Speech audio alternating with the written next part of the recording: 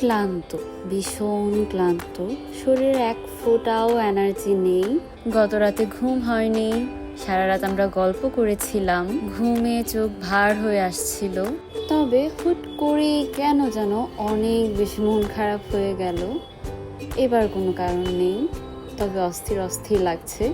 মনে হচ্ছে যদি মাধবের সঙ্গে একটু দেখা করতে পারতাম। তবে আমার আর মাধবের দূরত্ব এখন এতটাই, আমার মন চাইলেও আমি যেতে পারি না।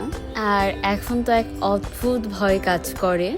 এসব ভেবেও ভীষণ মন খারাপ হচ্ছিল, মনে হচ্ছিল মাধব আমাকে ডাকেই না। যদি মাধব ডাকে তাহলে তো আমাদের কোনো বাধাই আটকাতে পারে না।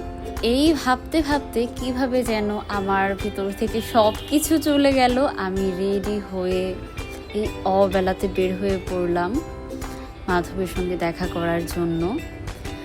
চলে গেলাম মন্দিরে। ওইখানে যে অনেকটা লম্বা সময় আমি বসেছিলাম, আমার আরও বসে থাকতে মন চাচ্ছিল, তবে সময় তো আর বেঁধে নেই।